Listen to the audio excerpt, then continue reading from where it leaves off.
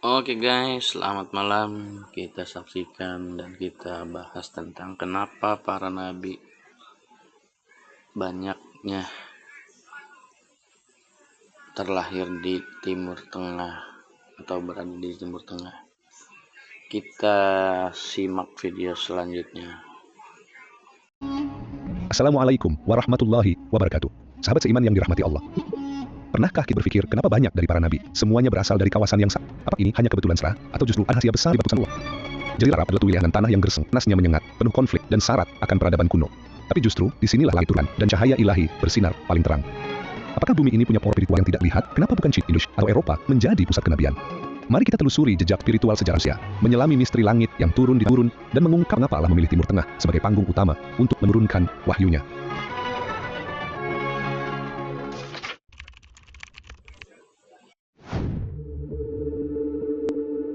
Mari kita mundur sejenak ke masa lalu. Sepanjang sejarah umat manusia, Allah telah mengutus lebih dari 124.000 nabi. Namun, dari sekian banyak nabi yang telah diutus, hanya 25 nama yang disebutkan di dalam Al-Quran. Sekarang mari kita ke peta dunia. Hampir semua nabi yang disebutkan namanya di dalam Al-Quran, lahir, hidup, dan berdakwah di wilayah yang yaitu Timur Tengah dan Jazirah Arab.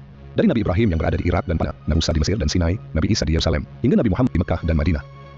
Pertanyaannya, kenapa wilayah itu? Kenapa bukan di Indonesia yang tertutup dan penuh kekayaan? Kenapa bukan di Cina, yang ribuan tahun sudah memiliki peradaban tinggi? Apa bukan Afrika yang luas atau Eropa yang maju? Apakah Allah pilih kasih terhadap wilayah tertentu? Tentu saja tidak. Allah itu maha adil. Setiap ketetapannya pasti ada hikmah yang besar di balik ketetapan itu. Justru inilah kita mulai melihat sesuatu menarik. Pilihan Allah dalam menentukan tempat kelahiran para nabi bukan sekadar soal tanah atau iklim, bintang, misi, dan momentum. Allah tidak memilih tempat yang paling subur. Allah juga tidak memilih baik cara aks. Nah, Allah memilih tempat yang tepat di waktu yang paling strategis. Dan ternyata, Timur Tengahlah tempat yang paling cocok saat itu. Waktu itu, Timur Tengah adalah titik simpul dunia. Kalau kita buka peta dunia, terlihat jelas bahwa Timur Tengah berada di tengah-tengah 3 benua besar, yaitu Asia, Afrika, dan Eropa.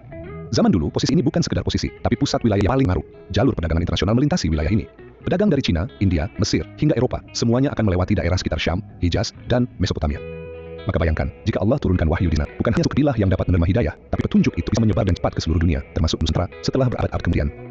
Dan bukan hanya itu saja, kalau kita lihat dari segi geopolitik, Timur Tengah adalah panggung utama dunia kuno. Wilayah yang sekarang kita kenal sebagai Irak, Suriah, Palestina, Mesir, hingga Saudi Arabia, dulu pernah menjadi rumah raja besar seperti Persia, Romawi, dan tentu saja kekuasaan Firaun. Di tanah-tanah itulah sejarah manusia gugur. Inilah itu, Allah menurunkan risalah-risalahnya. Tapi tunggu dulu, Timur Tengah bukannya strategis. Ada alasan lain yang membuat kawasan ini sangat tinggi sejarah kenabian. Dan itulah yang akan kita telusuri selanjutnya.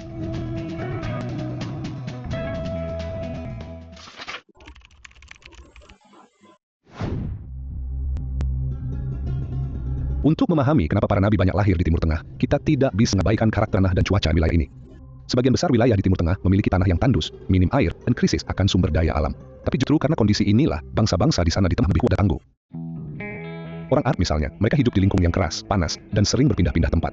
Gaya hidup nomaden membuat mereka memiliki hafalan yang kuat, kepekaan bahasa yang tinggi, serta ketangguhan fisik yang luar biasa.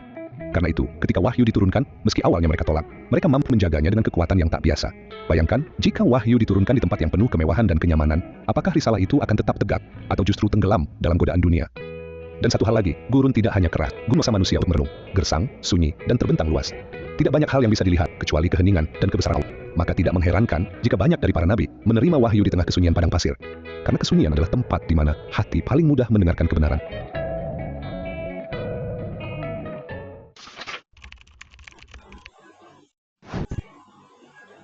Software ini bakal mengubah cara kamu melihat AI storytelling. Yang dulu cuma chat sama karakter, Langsung kita bahas lagi. Kita sudah membahas bagaimana letak geografis dan kondisi alam yang menjadikan Timur Tengah sebagai panggung ideal bagi lahirnya para nabi. Tapi ada satu hal penting yang sering luput dari perhatian. Allah bukan hanya memilih tempat, tapi Allah juga memilih bangsa. Lalu muncul pertanyaan besar, mengapa bangsa Arab? Mengapa nabi terakhir diutus ke masyarakat yang saat itu masih terbelakang, hidup dan kejahilan, dan penuh kezaliman? Pertanyaan ini terdengar sederhana, tapi jawabannya cukup mengerikan.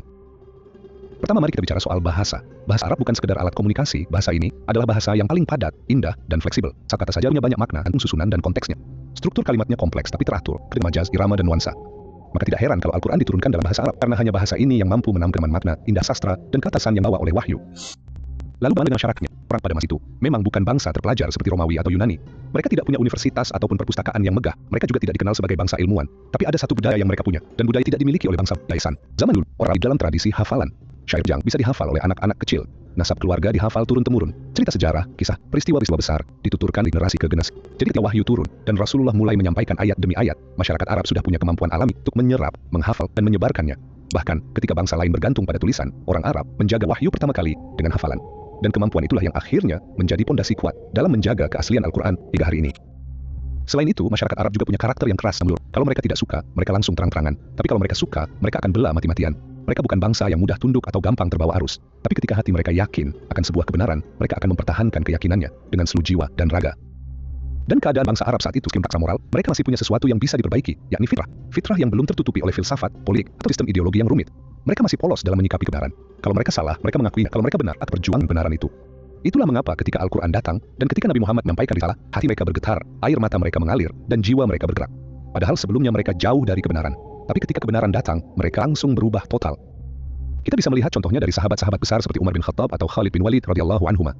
Meski awalnya mereka adalah orang-orang yang keras menolak Nabi, tapi ketika cahaya iman masuk ke dalam hati mereka, seluruh hidup mereka berubah.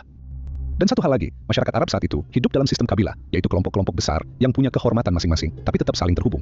Karena sistem kehidupan mereka yang berkabilah ini, ketika satu kabilah masuk Islam, berita itu langsung tersebar ke kabilah lainnya. Wahyu tak hanya dijaga, tapi juga disarkan dengan kecepatan luar biasa. Dan semua itu bermula dari karakter masyarakat yang secara kasmata mungkin dianggap primitif. Padahal, di balik itu semua, Allah telah menyiapkan mereka sebagai penjaga risalah yang terakhir.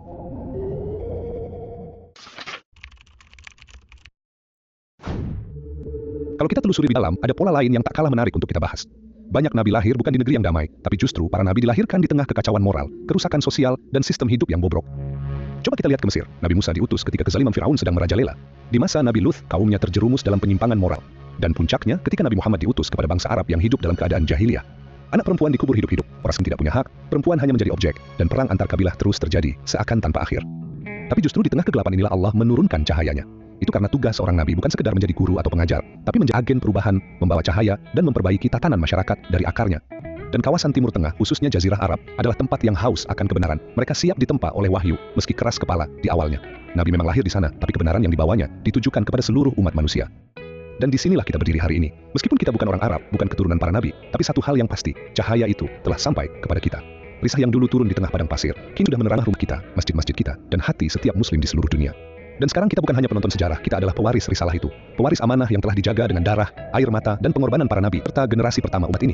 Semoga kita bisa menjaga amanah ini, dan semoga kita bisa bertemu dengan Nabi di akhirat nanti. Amin ya rabbal alamin. Wallahu a'lam bishawab. Wassalamualaikum warahmatullahi wabarakatuh.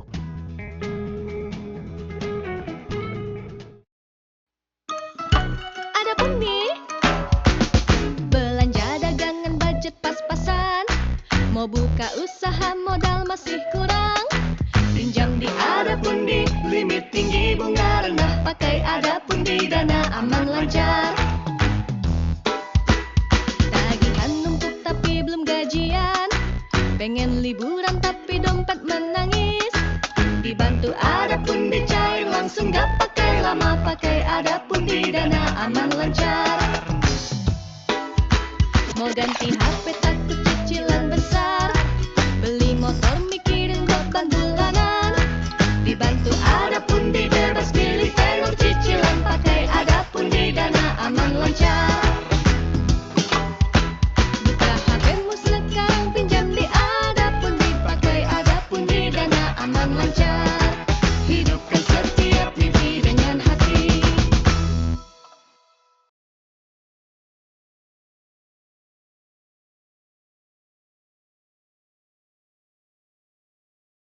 Finfast menawarkan suku bunga serendah 0,3%. Finfast, Bunganya benar-benar rendah. rendah. Platform besar yang terverifikasi resmi oleh OJK, aman, dapat diandalkan dan terjamin. Dan bahkan bisa dicicil secara perlahan-lahan selama 100 hari. Hanya perlu mengisi nomor ponsel dan informasi KTP secara online untuk mengajukan. Sangat praktis. Jika kamu juga membutuhkan uang dengan cepat, ayo segera klik link di bawah video untuk mengajukan limit kamu.